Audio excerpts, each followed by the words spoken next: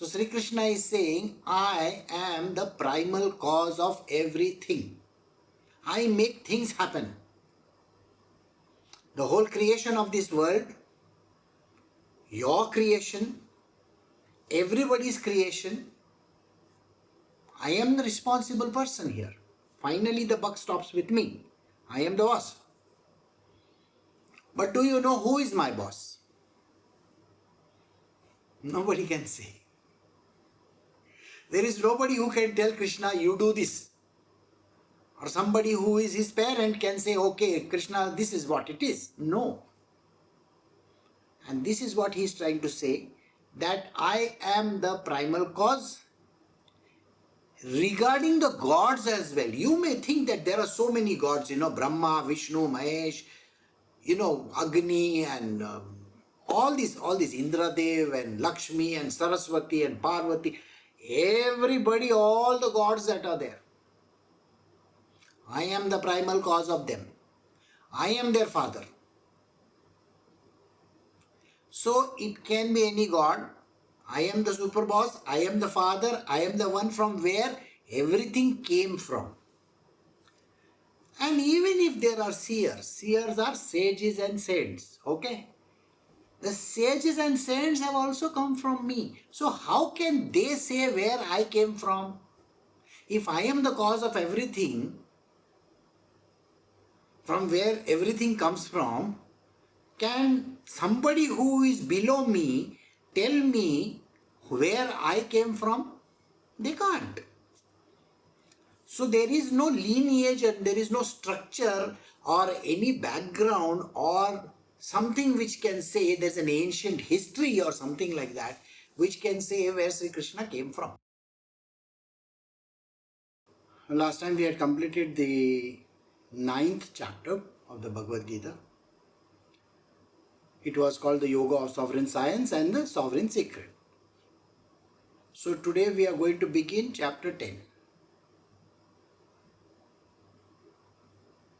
So in the last 3 verses which we did, Sri Krishna is saying there is no distinction between anybody who can attain Krishna. See, normally it is mentioned that if you are a Brahman, you can attain the divine. It is mentioned also in the scriptures that if you are a lower caste person, you are supposed to enter the higher caste and then the higher and then the higher and then the higher, something like that. But that is not the truth.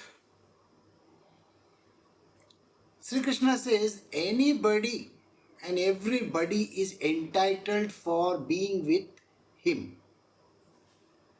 The only criteria is to be his devotee. And when you are his devotee and you are solely concerned with his, everything that you do, you dedicate it to him and only love him, then you are able to attain Sri Krishna himself. This was the idea. So we had ended over there. So today we will be starting chapter 10.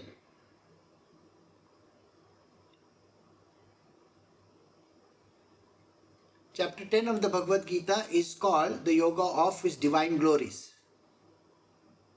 So who is this Sri Krishna and what is his way in which he is experienced by everybody?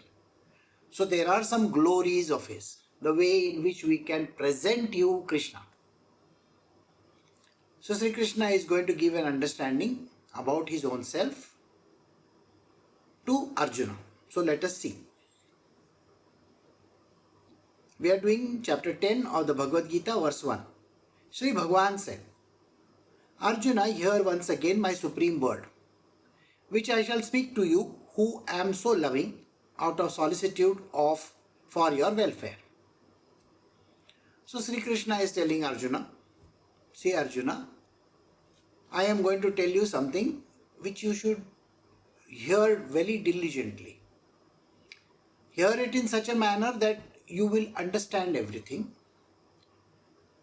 And whatever that I am speaking is the supreme word. That means there can be nobody else who can refute what I am saying. See, I am the supreme one. I am the supreme divine consciousness as well. So I am going to tell you who I am. And nobody can refute it. That means what I am saying is the absolute truth, and which I am going to speak to you. We are doing chapter 10, verse 2 of the Bhagavad Gita. Neither gods nor the great sages know the secret of my birth. That is, my manifestation in human or other forms out of mere sport. For I am the prime cause in all respect of gods as well as the great seers. So here Shri Krishna is telling something which is so logical. Believe me, it is the most logical thing in the world. Now when you were born, you had a mother and a father. So you know your parents. Your parents know their parents. So there is always somebody higher than you who knows who you are. So who has given you this name?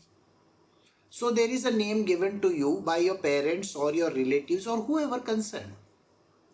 Now they know who you are. But as far as Sri Krishna is concerned, can anybody say where he came from? It cannot be understood because there is no parentage of Sri Krishna. Got it? Sri Krishna as the highest person, the highest being, the divine consciousness does not have somebody who created him. So nobody has given birth to Krishna. He is unborn. He is eternal. And being eternal, he is experienced by all of us without any cause or effect because he is there. Alright? So, what Sri Krishna is expressing over here is, even if he has taken birth on this planet Earth, now he has come many times, innumerable times, you cannot even count them. So as many times as he has come, there is nobody who can say where he came from. See, when you were born, you can say that you were born with the parentage. Your father and your mother are responsible for your birth. Isn't this how we always experience? Now please understand, when he was born as Sri Krishna in Mathura, he was not born in the normal way as you were born. He came about over there. He manifested himself. So you cannot say that it is a union between a man and a woman and then the child is born. There is nothing like that. In every manifestation of his, as Sri Krishna, there is no way of knowing how he came about. So he may take up a body, just a body. He may just be taking a form. How did that form come from and where did it come from? There is no way of knowing. The idea that he is like a human being is because you experience him right in front of you. If you see Sri Krishna, you will say, oh, he's just a human being. But can you guarantee where he came from? There is no way of knowing. And that is exactly what he is saying. Even if you are a great sage, the greatest of the sages, or the greatest of the gods also have no idea how Sri Krishna came about. You can put up 1001 theories. Okay, he appeared like this, he is coming like this, he is doing this, and so on and so forth. There is no way of knowing. Believe me, even if you are a divinity yourself, you cannot even say how he appears. And this is what he says. Because remember, I am the cause of everything. So Sri Krishna is saying, I am the primal cause of everything. I make things happen.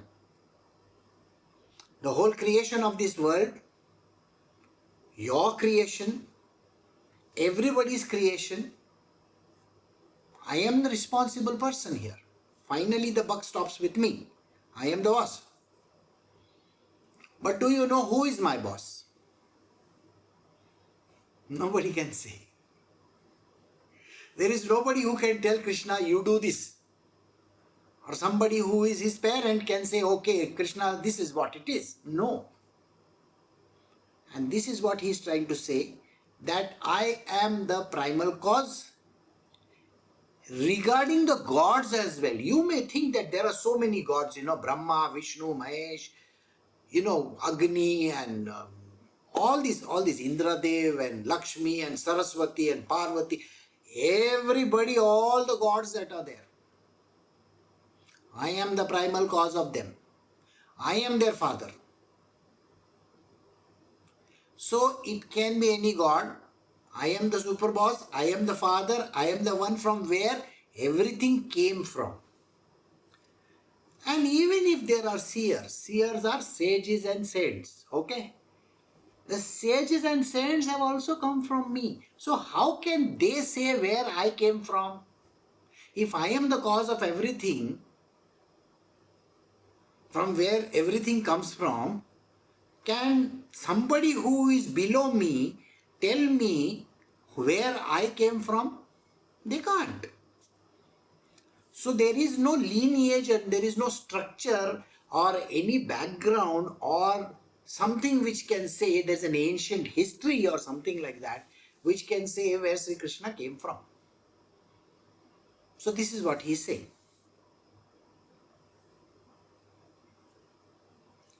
So now we are doing chapter 3, Bhagavad Gita, verse 3. He who knows me in reality as birthless and without beginning, and as the Supreme Lord of the universe, he, undiluted amongst men, is purged of all sins. This is the truth. First and foremost, if you know Sri Krishna, is Krishna available for everybody? In the previous chapter, there was a clear mention that Sri Krishna can be everybody's.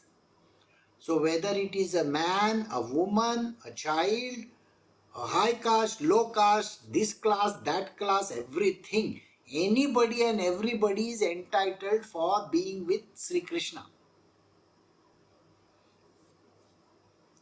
So there are ways of knowing him. So these are called different methodologies.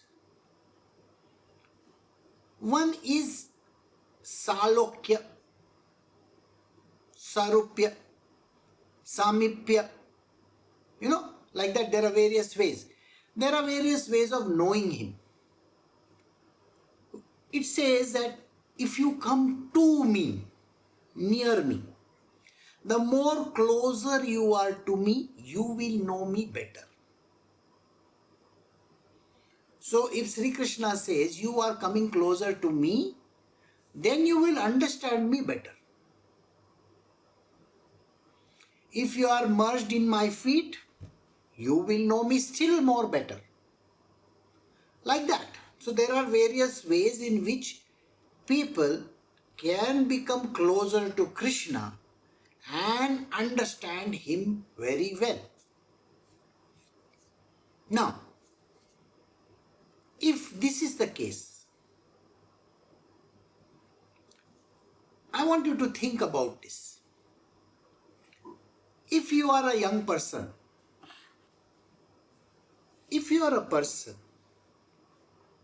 who has a certain way of looking at Sri Krishna, let us say you consider him as a child, then you will have motherly feelings for Krishna.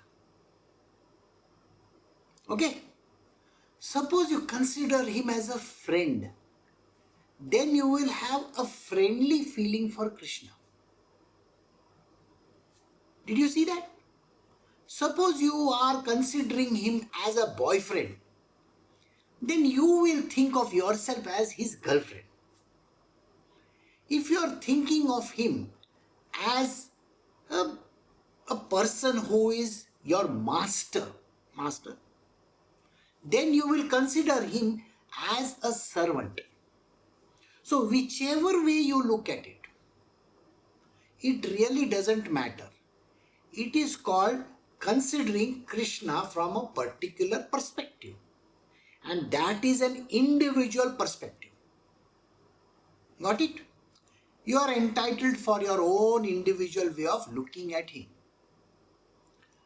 Now, in our life, in a human being's life, when we are with our parents, remember, as a kid you were with your parents, do you take all the characteristics of theirs?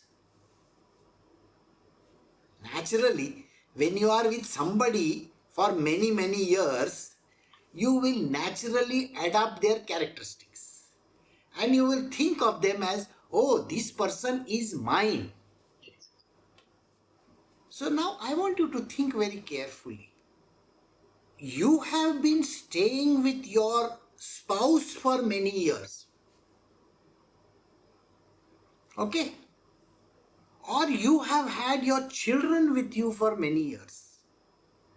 Your relationship with your spouse is a particular type.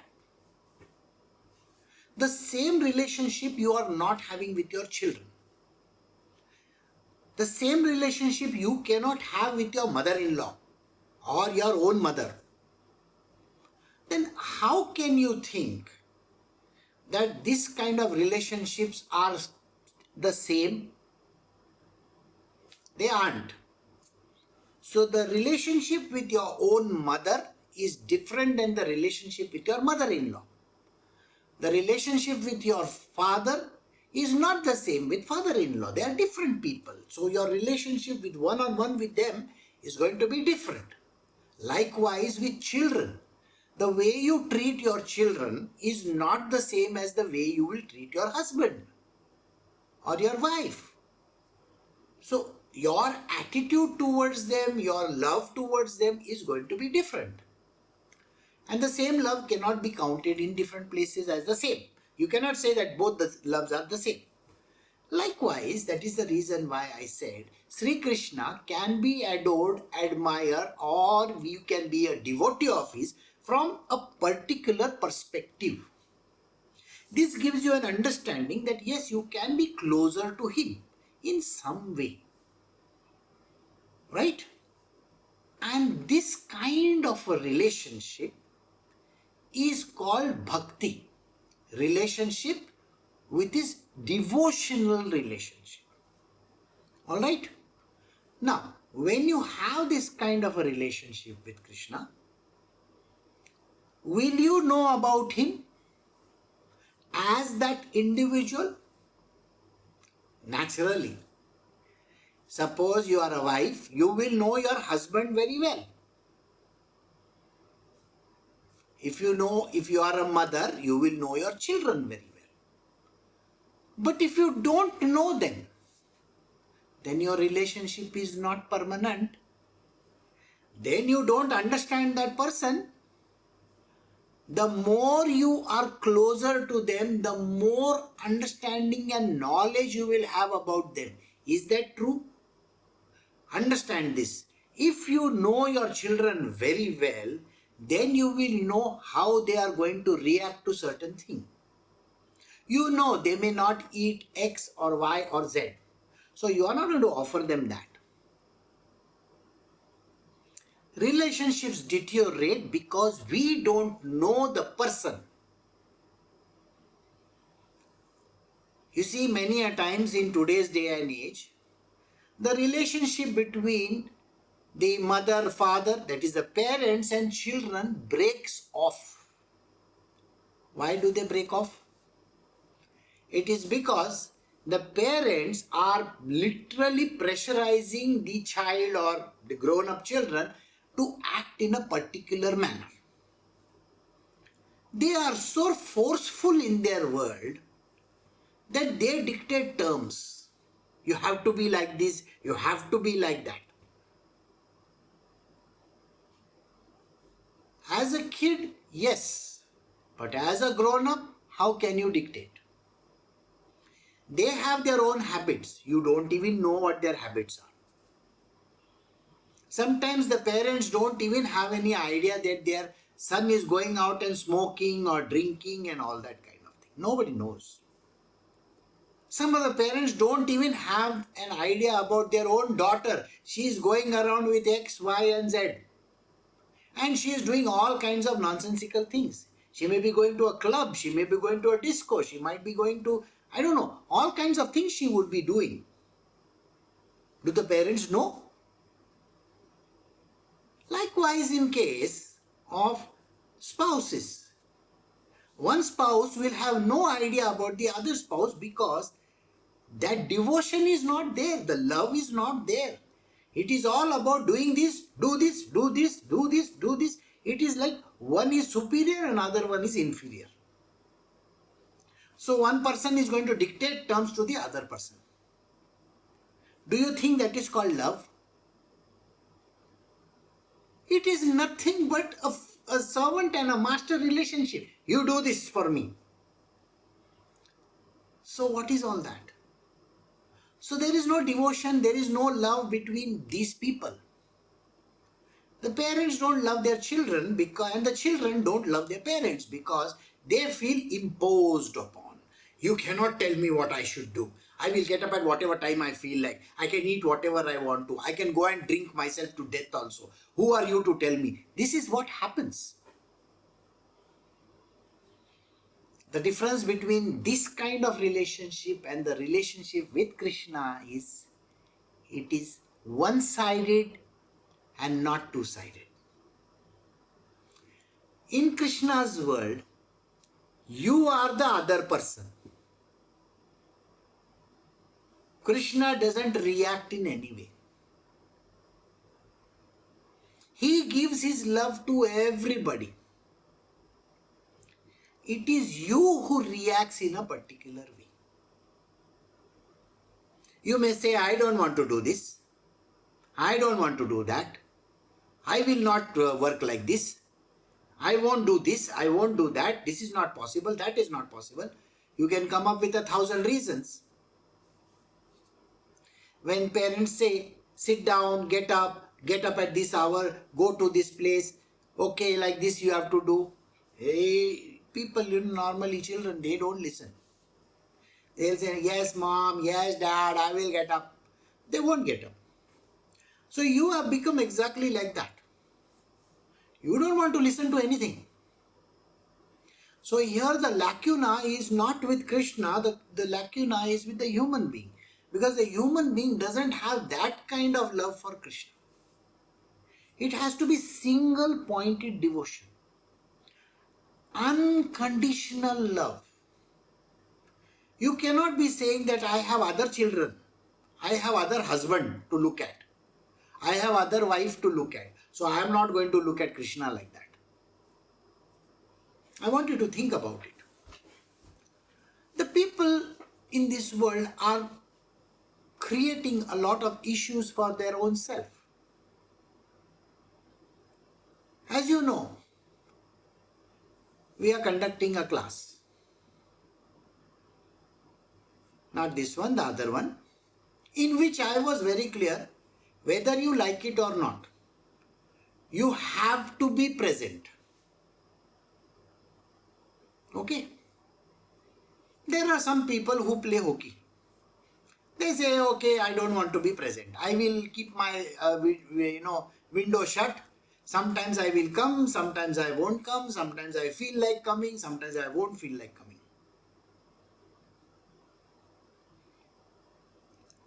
How much importance is given?